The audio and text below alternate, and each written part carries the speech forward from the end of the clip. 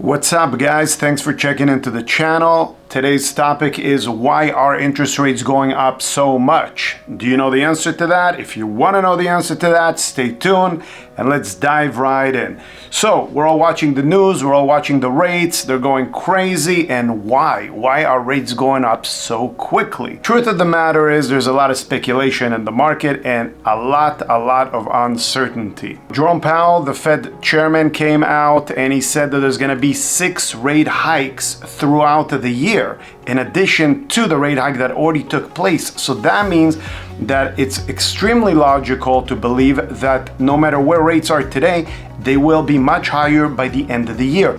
The Fed is going to take more aggressive steps to fight inflation. So now that tied into the 6 steps that they're going to take to raise interest rate means that although we assumed that every single hike is going to likely be somewhere around a quarter, if they're going to take more aggressive steps, that means that they could be as much as 50 basis points or 0.5%.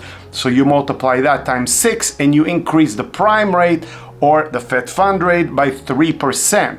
That's pretty massive. And this is why there's a lot of speculation and a lot of uncertainty. When there's a lot of uncertainty in the market and rates are increasing, Feds is coming out and giving you news that they're about to increase rates and you don't know by how much. What a lot of banks and funds do is they pre-price the actual rate into the existing rate, meaning that although the short-term rate, as we know, and the long-term rate, 30-year mortgage and prime rate are not tied to one another, because of the speculation, the price gets pre-priced into the market, causing the index to go up, causing the long-term rates to go up, which is exactly why we're actually just cracking 5% on the conventional mortgage. And the subprime, also known as non-QM, non-qualifier, alternative documentation, is now touching 6%. That's a major move in the market. All this is primarily done to fight inflation. So what does that mean exactly? Prices have gone up over the past 2 years more than they have in decades, meaning that the power of your money, the dollar, has actually been reduced. If you had money sitting in the bank and not invested into any type of a appreciating asset, that means that the power of the dollar is actually decreased because the cost of goods is actually increased, and therefore we are in inflationary times. You can no longer buy what you used to be able to buy.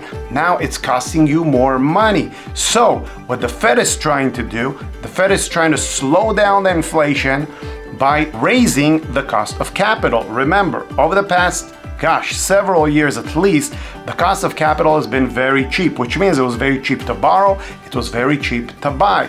And because so many people wanted to buy, through COVID, there was a shortage supply of products. Therefore, consumers couldn't buy enough goods, meaning that the cost of goods actually went up in price significantly. Now, adding to that, the war in Russia and Ukraine, there's a big question mark in the market. People don't know where the cost of goods are going to be.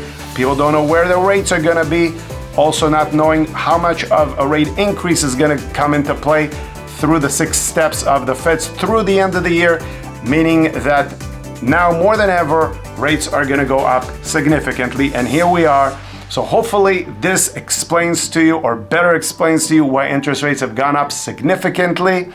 If you do like the video, please give it a big thumbs up, subscribe to the channel. If you have any questions, please put them in the notes below, and I look forward to catching you on the next video.